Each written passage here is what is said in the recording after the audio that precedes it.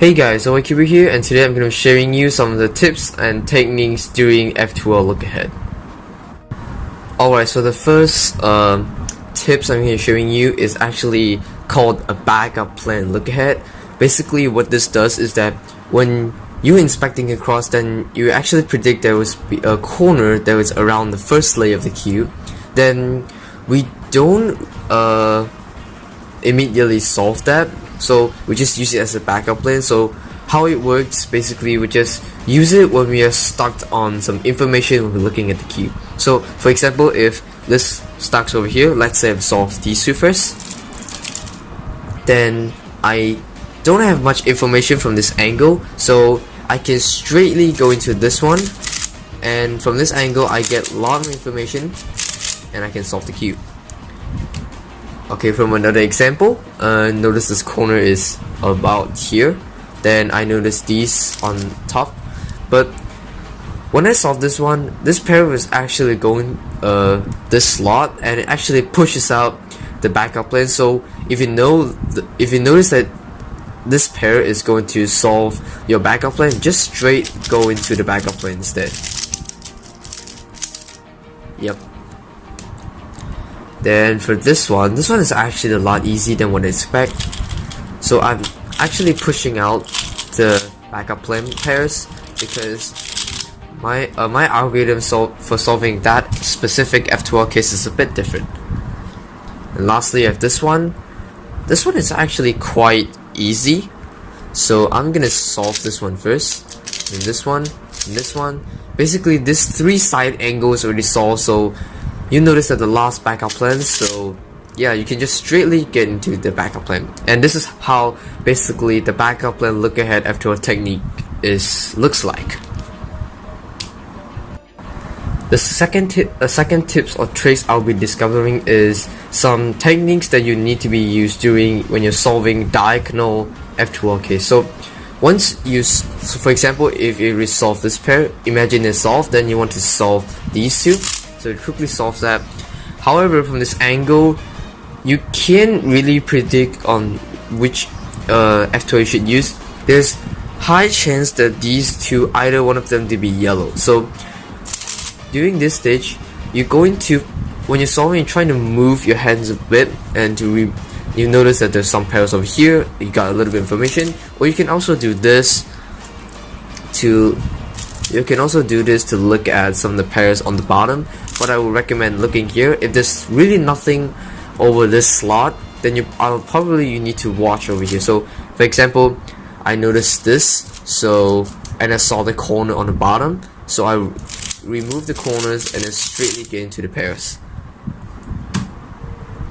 For a second example, imagine you have solved this F12, then you want to solve these. So again, looking at the key what we have, so when you're solving it, in this case I notice this one, I can straight go into it, and this one. And another example, I'm gonna solve this one. In this case there's pretty much nothing over here, so I'm gonna solve this one, and looking at this pair behind it, and I noticed this one, so I can just straightly get into it. And yeah. Alright, for the third technique or third tips is the F12 Awareness, where basically you need to aware of what are you doing and focusing on what it really works. So to simplify this, basically just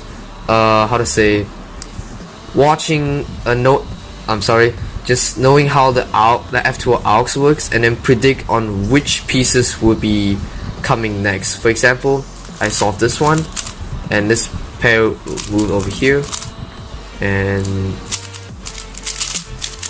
yeah, this one is just too simple. Let me get another one, and from this side, it pushes out the corners to here, and then if I solve this one, it pushes out the corner like around the top layer. And then the last F2 is just too easy. And for this one, if I solve this one, the corner will be around this layers. Yep, it's around there. Then if I solve this one, I notice there's an edge over here, and this angle, I actually did notice this pair was not solved. Then we can just straight go into it, and if I solve this one, of course the corner will be coming out because the corner is right over here. So in short, basically you just need to understand of each artworks and then predict some of the pieces during F12 stage. My fourth tips is a bit, I think I did explain this in my previous video, but anyway, I'm just gonna explain it again. Basically, you just need to, you don't have to change your turning style to just be really fast, even though you can actually turn slow but without pausing it is also a type of method to do as well. So you can, of course, you can use the previous techniques that I shown. So for example, solve this one.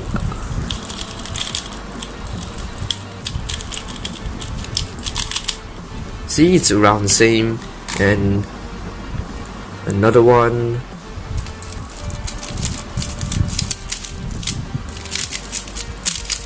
Whoops, wrong F12, lol.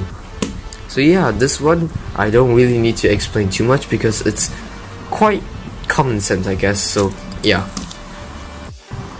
So yeah guys, these are some tips and techniques during some F12 stage. I'm gonna say that these tips and tricks is actually not from me. This is an idea from a YouTube channel named called Jpearly. He's really expert in explaining all of this method. His video is really good. While in this video, I'll just basically simply explain of how all the 4 techniques was used. If you want to know more information about that, I'll link all the video down in the description below and you can watch it. So yeah, this is it, and be sure to use the discount code OICuber323 to get 5% of the purchase on Jpearly website, and also support my YouTube channel. And yeah, make sure to give a like and subscribe to my channel. Hope you guys enjoyed this video, and I'll see you next time. Bye!